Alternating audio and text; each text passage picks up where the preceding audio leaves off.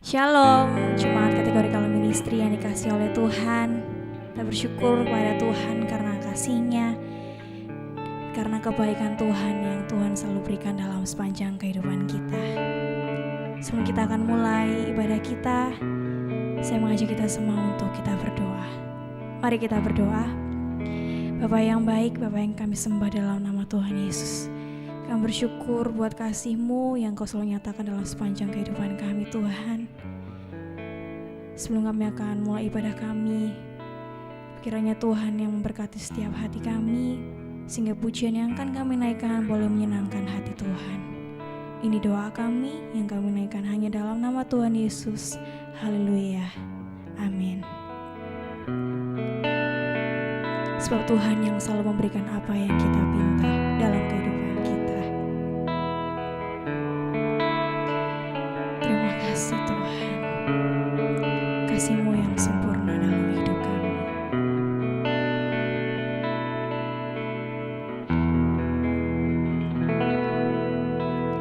Kasih yang sempurna telah ku terima dari-Mu, bukan karena kebaikanku, hanya oleh kasih karunia-Mu Kau pulihkan aku,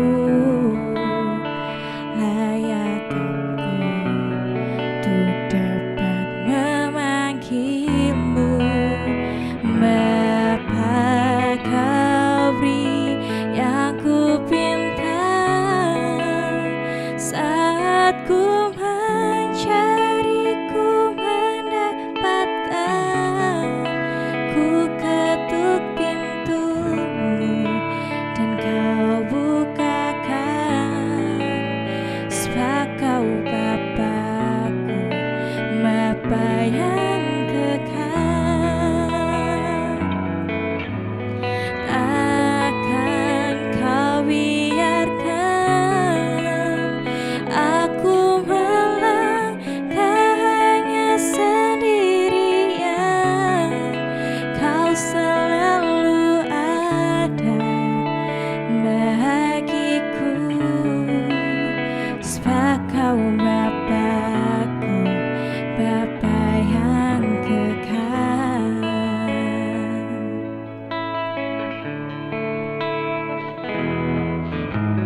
Kasih yang sempurna telah ku terima dari-Mu, bukan karena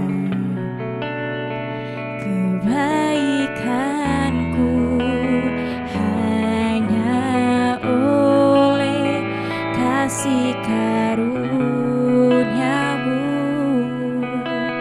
Kau pulihkan aku, layakkanku untuk dapat memanggil-Mu Bapa.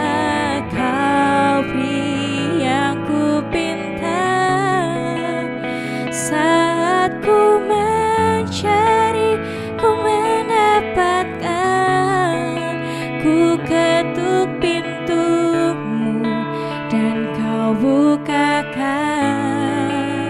sebab Kau Bapa-Ku, Bapa yang kekal. Takkan Kau biarkan aku melangkahnya sendirian. Kau selalu ada bagiku, sebab Kau Bapa-Ku, Bapa yang kekal.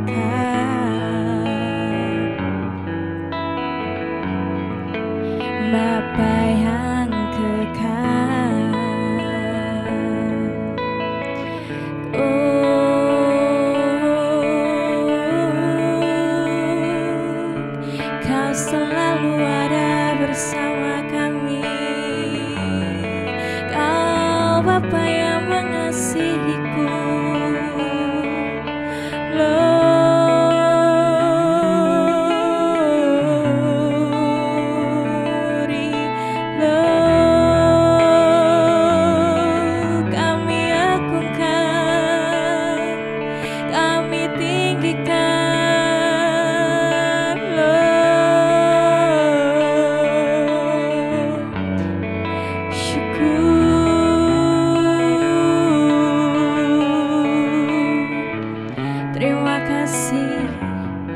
Terima kasih buat kasih-Mu. Terima kasih buat segala kebaikan-Mu Tuhan. Haleluya. Shalom, selamat malam Bapak Ibu Saudara yang dikasihi oleh Tuhan Yesus. Kita kembali berjumpa lagi di ibadah kategorial ministry KPPS Jemaat Sawahan, ibadah kebaktian kebangunan rohani. Baik, sebelum kita mendengar kebenaran firman Tuhan, ada baiknya kita berdoa terlebih dahulu. Bapa Allah di dalam kerajaan surga, kembali kami datang ke hadapan hadirat Tuhan. Sungguh kami bersyukur, kami masih diberi kesempatan untuk beribadah, memuji, menyembah Tuhan. Bahkan kami diberi kesempatan untuk mendengar kebenaran firman-Mu. Kami menyerahkan jemaat-Mu yang malam hari ini melihat tayangan ini. Biarlah tanah hati kami adalah tanah hati yang baik, tanah hati yang subur. Biar ketika firman Tuhan ditaburkan, tidak lalu begitu saja, tapi tertanam di dalam hati kami, bertumbuh dan menghasilkan buah-buah yang manis yang dapat dikecap oleh banyak orang. Mari Roh Kudus, jamah hati kami, jamah perhatian kami hanya tertuju akan kebenaran firman-Mu. Kuatkan dan teguhkan iman kami, dan ketika firman Tuhan menegur hidup kami, biarlah kami semakin hari semakin mencintai Tuhan dan meneguhkan iman kami kepada Engkau Yesus Tuhan. Kami tahu Engkau hadir di tengah-tengah kami, Engkau menjamah dan mengurapi setiap kami. Dan dalam nama Tuhan Yesus kami siap untuk mendengar firman Tuhan pada malam hari ini. Haleluya. Amin.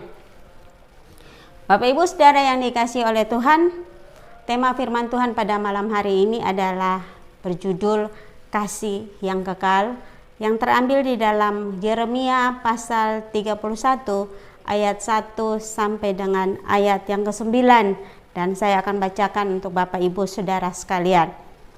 Pada waktu itu, demikianlah firman Tuhan, Aku akan menjadi Allah segala kaum keluarga Israel, dan mereka menjadi umatku. Beginilah firman Tuhan, Ia mendapat kasih karunia di padang gurun, yaitu bangsa yang terluput dari pedang itu. Israel berjalan mencari istirahat bagi dirinya. Dari jauh Tuhan menampakkan diri kepadanya. Aku mengasihi engkau dengan kasih kekal, sebab itu aku melanjutkan kasih setiaku kepadamu. Aku akan membangun engkau kembali sehingga engkau dibangun, hai anak darah Israel. Engkau akan menghiasi dirimu kembali dengan rebana dan akan tampil dalam tari-tarian orang yang bersukaria. Engkau akan membuat kebun anggur kembali di gunung-gunung Samaria. Ya, orang-orang yang membuatnya akan memetik hasilnya pula. Sungguh akan datang harinya bahwa para penjaga akan berseru di gunung Efraim, Ayo, marilah kita naik ke Sion kepada Tuhan Allah kita. Sebab beginilah firman Tuhan, bersorak-sorailah bagi Yakub dengan sukacita, bersukarialah tentang pemimpin bangsa-bangsa, kabarkanlah, pujilah, dan katakanlah, Tuhan telah menyelamatkan umatnya, yakni sisa-sisa Israel. Ayat yang ke-8, sesungguhnya aku akan membawa mereka dari tanah utara dan akan mengumpulkan mereka dari ujung bumi. Di antara mereka ada orang buta dan lumpuh, ada perempuan yang mengandung bersama-sama dengan perhimpunan yang melahirkan. Dalam kumpulan besar mereka akan kembali kemari. Ayat yang ke-9, dengan menangis mereka akan datang, dengan hiburan aku akan membawa mereka.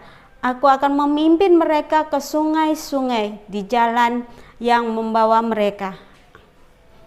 Aku akan memimpin mereka ke sungai-sungai di jalan yang rata, di mana mereka tidak akan tersandung. Sebab aku telah menjadi bapa Israel, Efraim adalah anak sulungku. Amin. Bapak Ibu Saudara yang dikasihi oleh Tuhan, terpecahnya bangsa Israel menjadi dua kerajaan, yaitu kerajaan utara dan selatan. Kerajaan utara itu terdiri dari 10 suku dan ibu kotanya Samaria. Kerajaan Israel selatan terdiri dari 2 suku, yaitu Yehuda dan Benyamin, dan separuh orang atau suku Lewi. Dan ibu kotanya adalah Yerusalem. Kedua kerajaan ini diperintah oleh raja yang berbeda, tapi polanya sama. Jika kedua kerajaan ini diperintah oleh raja yang benar, yang hidupnya takut akan Tuhan, maka seluruh bangsa ini akan hidup benar. Akan tetapi sebaliknya, jika diperintah oleh raja yang jahat, maka seluruh rakyatnya akan menjadi jahat. Dan paling mengerikan adalah mereka menukarkan Allah yang hidup dengan berhala dan dengan dewa-dewa buatan. Tidak pernah ada bangsa yang melakukan hal seperti ini selain bangsa Israel. Mereka berdosa dan dihukum oleh Tuhan dengan cara diserang oleh bangsa lain. Mereka dijajah, dan sebagai puncak dari hukuman Tuhan terhadap mereka, akhirnya mereka pun dibuang. Kerajaan utara ke Asyur, dan kerajaan selatan yaitu Yehuda Benyamin dibuang ke Babel. Makanya Yeremia pasal yang ke-31 ayat 1 sampai 9 ini adalah di dalam pembuangan Tuhan mengutus nabinya yaitu Yeremia untuk menuliskan surat ini kepada mereka dengan tujuan bahwa Allah ingin Yeremia memberitahukan mereka bahwa mereka tidak akan pernah ditinggalkan seorang diri. Allah tidak membiarkan mereka habis lenyap, tapi di tengah-tengah masa pembuangan dan mereka sedang menjalani hukuman, Allah ingin memberitahukan mereka lewat Yeremia bahwa Allah mengasihi mereka dengan kasih yang kekal. Dan Bapak Ibu Saudara yang dikasihi oleh Tuhan, mengapa surat ini dituliskan kepada mereka? Yaitu pertama bahwa Allah ingin memberitahukan kepada mereka lewat Yeremia bahwa Allah akan membawa mereka kembali kepada perjanjian atau covenant dengan Allah yang Allah ikrarkan kepada Abraham. Apa itu covenant? Yaitu perjanjian yang Allah ikatkan dengan manusia, atau perjanjian dari pihak yang tertinggi yaitu Allah, dan manusia adalah pihak yang terendah, yang meskipun pihak terendah itu atau manusia melanggar perjanjian tersebut, janji itu tidak akan pernah bisa dibatalkan. Sebab apa? Sebab Allah berjanji kepada atas nama dirinya sendiri. Dan ketika ini Allah ikrarkan perjanjian covenant ini kepada Abraham di dalam Kejadian pasal 12 ayat 1 sampai dengan ayat yang ketiga, bunyinya, berfirmanlah Tuhan kepada Abram, pergilah dari negerimu dan dari sanak saudaramu dan dari rumah bapamu ini ke negeri yang akan kutunjukkan kepadamu.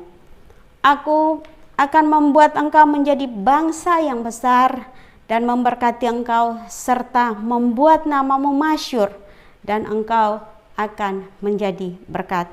Ayat yang ketiga, aku akan memberkati orang-orang yang memberkati engkau dan mengutuk orang-orang yang mengutuk engkau, dan olehmu semua kaum di muka bumi akan mendapat berkat. Bapak Ibu Saudara yang dikasihi oleh Tuhan, Tuhan berjanji bahwa mereka akan dibawa kembali ke tanah perjanjian. Bukan hanya 2 suku, bukan hanya suku Lewi, suku Benyamin dan Yehuda, tapi seluruh Israel yang berada di pembuangan akan dibawa kembali ke tanah perjanjian. Mereka tidak akan terjerai berai lagi, tapi mereka akan menjadi satu bangsa yang utuh, dengan tujuannya yaitu agar Allah yang hidup itu menjadi satu-satunya Allah bagi mereka, dan mereka menjadi umat kepunyaan Tuhan. dan mereka akan menjadi umat kesayangan Tuhan. Sama seperti ketika Allah membawa keluar nenek moyang mereka dari Mesir, agar umat ini menjadi milik Allah dan Allah menjadi Allah mereka. Mereka akan dibawa pada sebuah covenant dengan Allah. Allah akan memulihkan nama baik mereka. Mereka akan kembali disegani oleh lawan maupun kawan. Di saat yang sama, Allah menunjukkan murkanya terhadap orang fasik. Bapak Ibu Saudara yang dikasihi oleh Tuhan, apa yang kita alami hari-hari ini, percayalah bahwa engkau tidak pernah ditinggalkan seorang diri. Kalau mungkin orang-orang di sekitarmu pergi meninggalkan engkau, tapi percayalah bahwa kita masih punya Tuhan. Kau masih punya Allah yang selalu ada bersama dengan engkau. Mau sekejam apapun, mau sesulit, serumit apapun persoalan yang kita hadapi, percayalah tangan kasih Allah akan ada selalu bersama-sama dengan kita. Dan hal yang kedua, apa tujuan Allah menyuruh nabinya yaitu Yeremia menuliskan surat kepada orang-orang yang sedang terbuang itu? Yang kedua adalah Allah ingin memberitahukan mereka bahwa di tengah-tengah masa pembuangan yang rasanya tidak semuanya itu habis, Allah ingin memberitahukan mereka lewat Yeremia bahwa masih ada kasih karunia Allah. Bapak Ibu Saudara yang dikasihi oleh Tuhan, orang yang hidup dalam pembuangan atau orang yang hidup dijajah oleh bangsa lain, itu rasanya segalanya habis. Mereka menjadi budak, dijajah, hak kebebasannya dirampas, segala sesuatunya bagi mereka itu sudah tamat. Hak atas diri mereka, hak atas hidup mereka, nama mereka pun mungkin sudah dilupakan, dan bagi mereka sudah tidak ada lagi harapan untuk hidup. Jangankan untuk masa depan, harapan untuk hidup itu pun sudah rasanya tidak ada lagi. Mereka jauh dari negeri mereka, jauh dari bait Allah, tempat mereka berkumpul dan beribadah kepada Tuhan. Tapi ketika surat ini disampaikan kepada mereka, mereka mendapatkan pengharapan baru. Ada secercah harapan, ada seberkas sinar.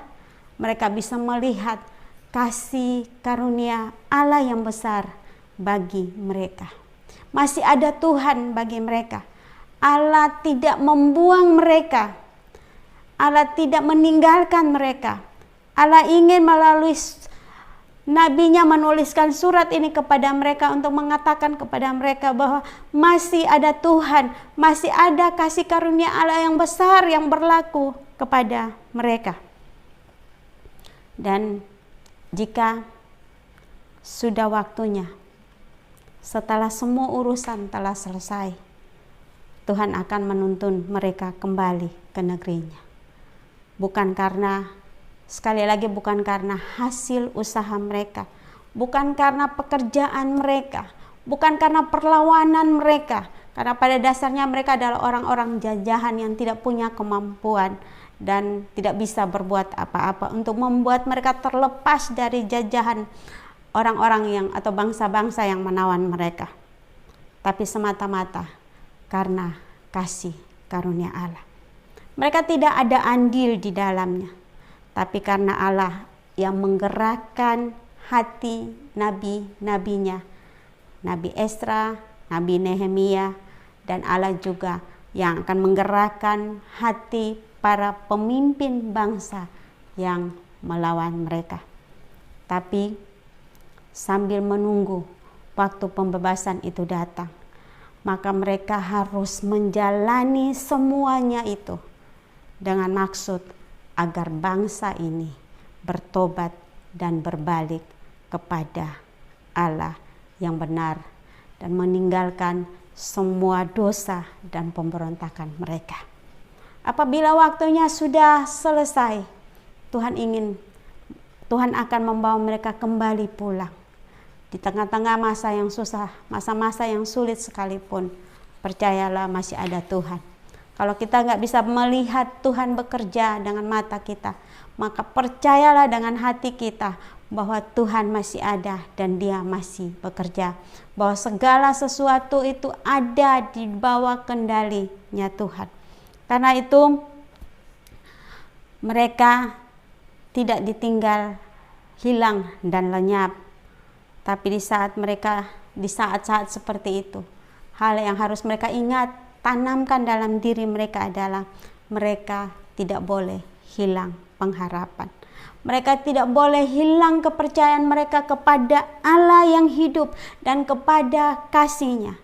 Oleh karena itu Yeremia mengatakan dalam Ratapan pasal 3 ayat 22 sampai 23 mengatakan, tak berkesudahan kasih setia Tuhan, tak habis-habisnya rahmat-Nya, selalu baru setiap pagi, besar kesetiaan-Mu.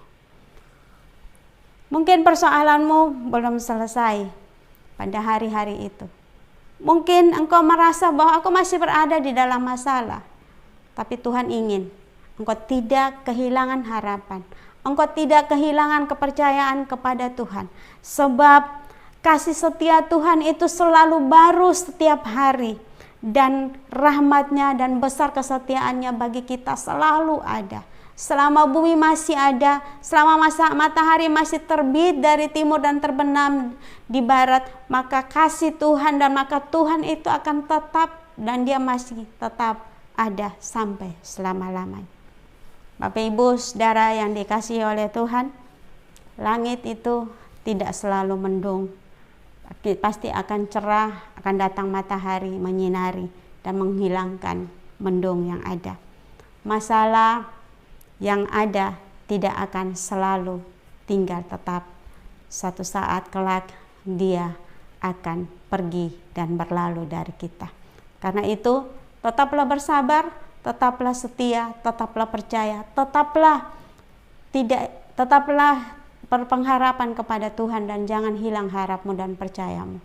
Karena setiap hari kasih setia Tuhan itu tidak pernah berkesudahan. Dan rahmat-Nya selalu baru bagi kita.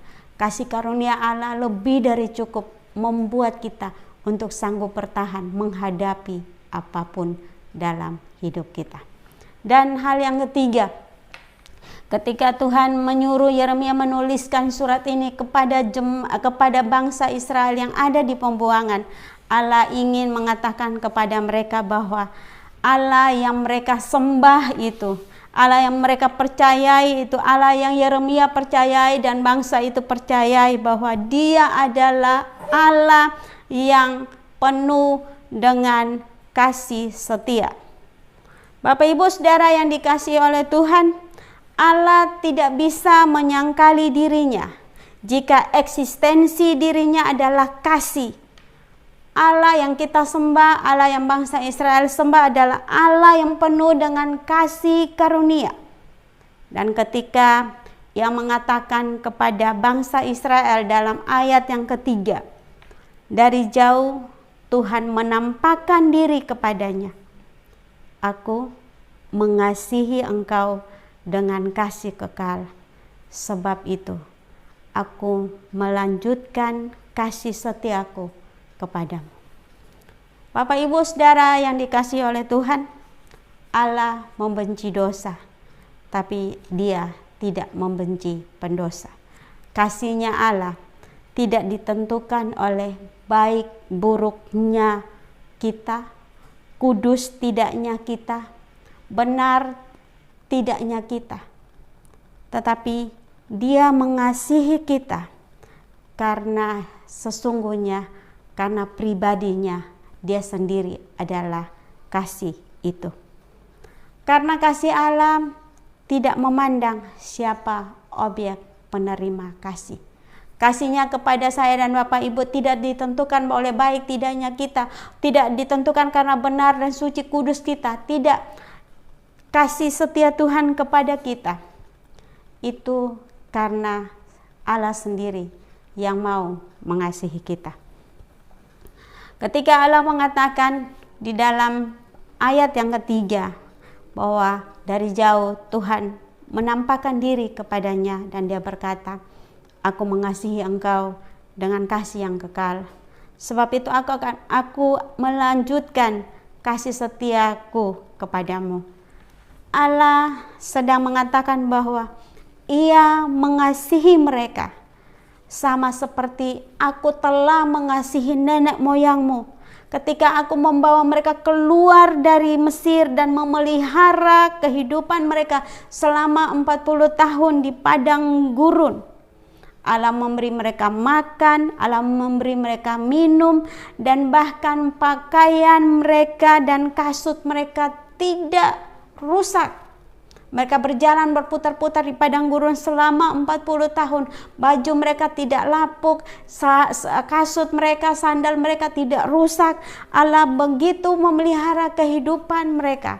Bahkan kehadiran Allah atau penyertaan Allah bisa dilihat dari kehadiran Allah pada siang hari diwakili oleh tiang awan, dan pada malam hari Allah menyertai mereka. Allah hadir di tengah-tengah mereka lewat apa? Lewat tiang api. Maka dengan kasih yang sama besarnya, dengan kasih yang tidak pernah gagal, dengan kasih yang abadi, dengan kasih yang kekal. Sama seperti aku mengasihi nenek moyangmu, kasih itu sama besarnya. Aku juga mengasihi engkau yang hari ini, yang mungkin pada saat itu engkau berada di dalam pembuangan. Kasihku tidak berkurang kepadamu. Sama seperti aku mengasihi nenek moyangmu yang berada di padang gurun.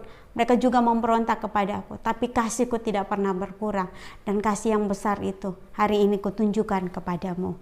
Engkau berada di dalam pembuangan, tapi aku tidak pernah melupakan engkau karena aku mengasihimu. Dan kasihku adalah kasih yang abadi, kasih yang kekal. Maka aku akan melanjutkan kasih setiaku padamu. Kasih yang meskipun kamu tidak mengasihi aku tetap mengasihi engkau. Karena Allah tidak bisa menyangkali dirinya sendiri bahwa Dia adalah kasih itu adanya.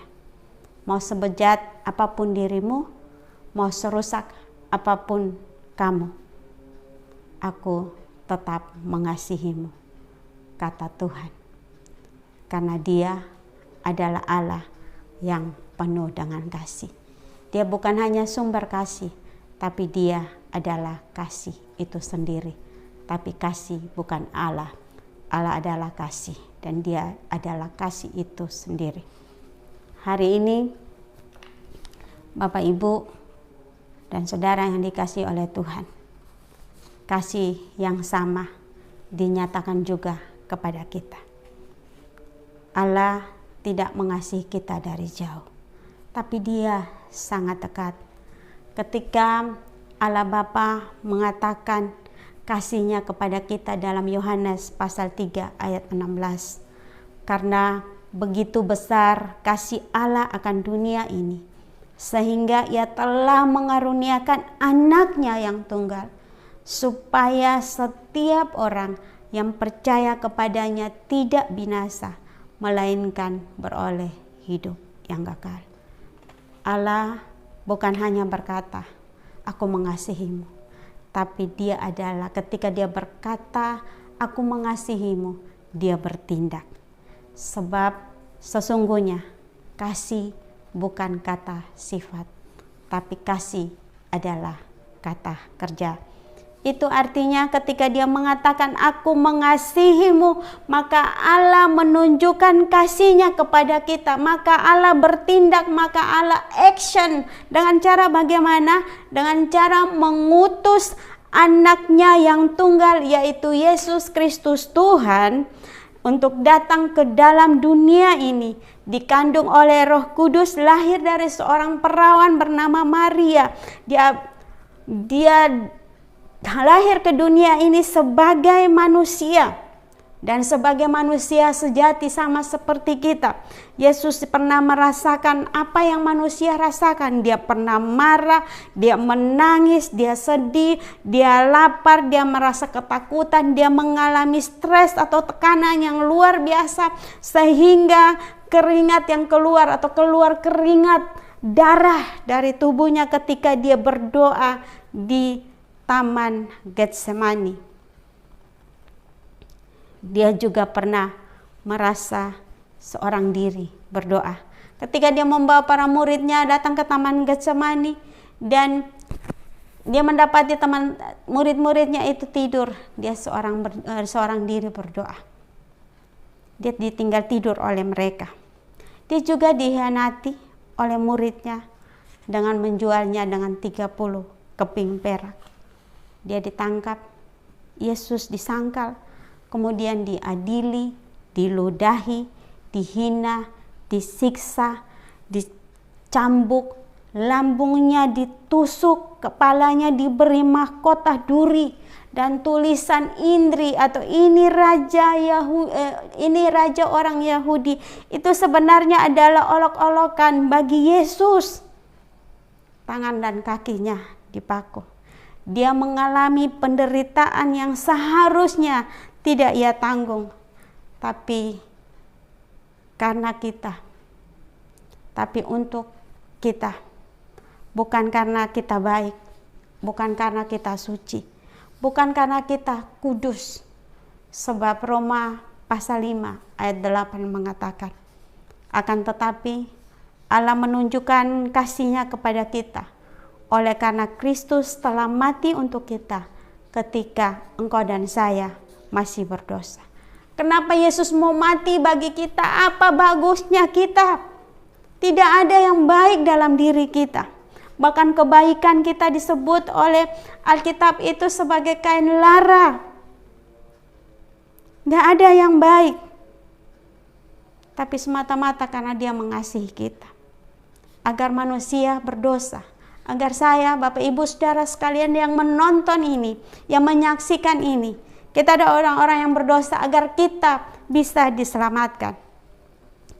Ia rela menjalani perjalanan Via Dolorosa. Merupakan sebuah jalan di kota Yerusalem kuno. Jalan inilah jalan dilalui Yesus sambil memanggul salib menuju tempat penyaliban di Bukit Kalvari atau Golgota. Di perjalanan itu, Dia bukan hanya memanggul salib, Dia dicambuk, Dia diludahi, Dia dihina, Dia diolok-olok. Dia mengalami penderitaan yang tidak ada seorang pun manusia di dunia ini yang mau mengalami. Yesaya pasal 53 ayat 1 sampai yang ke-7 mengatakan, siapakah yang percaya kepada berita yang kami dengar, dan kepada siapakah tangan kekuasaan Tuhan dinyatakan? Sebagai taruk ia tumbuh di hadapan Tuhan, dan sebagai tunas dari tanah kering ia tidak tampan, dan semaraknya pun tidak ada, sehingga kita memandang Dia, dan rupa pun tidak, sehingga kita menginginkannya. Ia dihina dan dihindari orang, seorang yang penuh kesengsaraan dan yang biasa menderita kesakitan. Ia sangat dihina sehingga orang menutup mukanya terhadap Dia, dan bagi kita pun Dia tidak masuk hitungan. Tetapi sesungguhnya penyakit kitalah yang ditanggungnya, dan kesengsaraan kitalah yang dipikulnya. Padahal kita mengira Dia kena tulah, dipukul, dan ditindas Allah. Tetapi Dia tertikam oleh pemberontakan kita. Dia diremukkan oleh karena kejahatan kita. Ganjaran yang mendatangkan keselamatan bagi kita ditimpakan kepadanya. Dan oleh bilur-bilurnya kita menjadi sembuh. Kita sekalian sesat seperti domba, masing-masing kita mengambil jalannya sendiri. tetapi Tuhan telah menimpakan kepadanya kejahatan kita sekalian. Dia dianiaya, tetapi dia membiarkan diri ditindas dan tidak membuka mulutnya seperti anak domba yang dibawa ke pembantaian, seperti induk domba yang keluh di depan orang-orang yang menggunting bulunya. Dia tidak membuka mulutnya. Bapak, Ibu, Saudara yang dikasihi Tuhan, Allah begitu mengasihi kita. Dia memberikan anaknya bagi kita. Dia lahir, hidup di tengah-tengah, menjadi manusia, hidup dalam sejarah hidup manusia, merasakan apa yang manusia rasakan. Bedanya dengan kita adalah dia adalah manusia sempurna, manusia kudus, manusia yang tak bercacat celah. Dia adalah Allah yang tidak bisa berbuat dosa. Dia adalah Allah itu sendiri. Karena eksistensi dirinya adalah kudus adanya. Maka dia yang sanggup untuk membebaskan orang berdosa dari hukuman dosa. Bahkan dia memilih kematiannya sendiri, yaitu disalibkan dan menjadi terkutuk. Rasul Paulus menulis dalam Galatia pasal 3 ayat 31 mengatakan, Kristus telah menebus kita dari kutuk hukum Taurat dengan jalan menjadi kutuk karena kita. Sebab tertulis, terkutuklah orang yang digantung pada kayu salib. Bapak, Ibu, Saudara yang dikasihi oleh Tuhan, itu semua dia lakukan karena kasih-Nya kepada kita. Untuk diselamatkan, kita tidak perlu melakukan apa-apa. Sebab Yesus telah mengerjakannya bagi kita. Sebab Yesus telah membayar hutang dosa kita dengan lunas. Hidupmu dan hidupku kita sudah dibayar lunas oleh darah Yesus. Dan harganya itu pun mahal, yaitu dengan nyawanya sendiri. Tetapi ingat, sebagai orang-orang yang telah menerima kasih Allah yang besar, kasih Allah yang kekal itu, sudah selayaknya kita mengasihi Allah dan mengasihi sesama. Sebab barang siapa tidak mengasihi, ia tidak mengenal Allah, sebab Allah adalah kasih. 1 Yohanes 4 ayat yang ke-8. Kita telah mengenal dan telah percaya akan kasih Allah kepada kita. Allah adalah kasih, dan barang siapa tetap berada dalam kasih, ia tetap berada di dalam Allah, dan Allah ada di dalam dia, dan Allah di dalam dia. Oleh karena itu, Bapak, Ibu, Saudara yang dikasihi oleh Tuhan, jangan takut, jangan merasa aku tidak layak, aku tidak bisa, aku tidak kudus, aku tidak bisa datang beribadah kepada Tuhan, aku tidak pantas datang kepada Tuhan. Malam hari ini firman Tuhan datang kepada kita bahwa kasih karunia Allah ada bagi kita, bahwa Allah mengasihi kita, dan bahwa Allah tidak pernah melupakan kita. Jika hidupnya Tuhan beri bagi kita, maka hal-hal apa yang kita butuhkan untuk kehidupan kita, Tuhan akan memberinya bagi kita. Roma 8 ayat 32 mengatakan, Ia yang tidak menyayangkan anaknya sendiri, tetapi yang menyerahkannya bagi kita semua, bagaimanakah mungkin Ia tidak mengaruniakan segala sesuatu kepada kita bersama-sama dengan Dia? Percayalah bahwa Allah akan memampukan kita untuk bisa mengasihi Allah dan mengasihi sesama. Orang tidak bisa mengasihi Allah jika ia tidak dikasihi Allah. Malam hari ini, Bapak, Ibu, Saudara yang dikasihi oleh Tuhan, percayalah bahwa engkau adalah orang-orang yang mendapatkan kasih karunia Tuhan. Orang-orang yang dikasihi oleh Tuhan. Orang-orang yang Allah perhatikan. Orang-orang yang Allah menyatakan pribadinya. Orang-orang yang Yesus mau mati, menanggung dosamu, menanggung kesalahanmu. Dan Dia adalah Allah yang memberi engkau keselamatan. Dan percayalah bahwa jika bangsa Israel ditolong dengan kasih Tuhan yang besar, maka kita pun Allah sudah membuktikan kasih-Nya bagi kita Malah oleh karena itu, mari kasihi Allah dengan segenap hati kita, segenap kekuatan kita, segenap akal budi kita, dan juga tunjukkan kasih Allah itu kepada sesama. Agar apa? Agar orang melihat kasih Tuhan dan mereka mempermuliakan Bapa di surga. Sekian, amin firman Tuhan, dan mari kita berdoa. Bapa di kerajaan surga, kembali kami datang ke hadapan hadirat Tuhan. Kami bersyukur, berterima kasih buat kebenaran firman Tuhan pada malam hari ini. Kami tahu bahwa Engkau begitu mengasihi kami. Terima kasih Engkau mengingatkan kembali kepada kami bahwa Engkau Allah yang tidak pernah meninggalkan kami. Engkau Allah yang selalu bersama dengan kami. Kasih karunia-Mu masih lebih dari cukup bagi kami untuk kami berjalan bersama dengan Engkau. Dan bahwa Engkau Allah pribadi, Engkau adalah Allah yang penuh dengan kasih.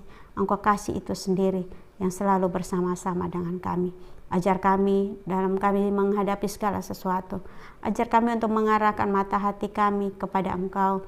Dan kami percaya dengan hati kami bahwa Engkau ada bersama-sama dengan kami. Engkau berada bersama dengan kami di setiap musim hidup kami yang tidak pernah meninggalkan kami seorang diri. Kami berdoa bagi jemaat-Mu dimanapun berada pada malam hari ini yang melihat dan menonton tayangan ini. Jika mereka berada di dalam keadaan sakit, mari Tuhan ulurkan tangan-Mu, bilur-bilur Tuhan menyembuhkan mereka. Yang lemah Tuhan kuatkan, yang mengalami susah Tuhan hiburkan. Bahkan yang sudah undur jauh daripada-Mu, yang hari-hari ini bertanya, benarkah Tuhan itu ada? Mari Roh Kudus berbicaralah dalam hati mereka. Ingatkan, bisikan dalam telinga mereka bahwa masih ada Tuhan, masih ada Allah yang akan selalu bersama-sama dengan mereka. Bahwa Engkau Allah yang hidup, Allah yang telah bangkit dari maut, Allah yang hidup, Allah yang bertahta di surga, Allah yang selalu bersama-sama dengan mereka, Allah Immanuel yang tidak pernah meninggalkan mereka seorang diri, yang bersama-sama dengan mereka. Engkau melihat setiap pergumulan dan kesusahan mereka. Engkau Allah yang menghibur, menjadi pelindung bagi mereka. Penyertaan-Mu lebih dari cukup untuk mereka. Pelihara mereka seperti biji mata, dan jagai mereka senantiasa Tuhan. Terima kasih. Setiap seruan dan doa mereka Tuhan jawab tepat pada waktunya.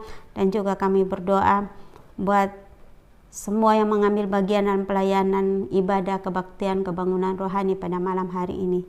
Tuhan memberkati kami, memberkati segala sesuatu yang kami kerjakan. Dan kami tahu bahwa jerih lelah kami di hadapan Tuhan tidak pernah sia-sia. Dan biarlah mulai malam hari ini sampai Maranatha, kasih setia dari Allah Bapa, kasih sayang dari Yesus Kristus, kecintaan daripada Tuhan Yesus, dan persekutuan dengan Roh Kudus akan menyertai kami mulai hari ini sampai Maranatha Tuhan Yesus datang kedua kali. Dan dalam nama Tuhan Yesus kami berdoa dan mengucap syukur. Haleluya. Amin.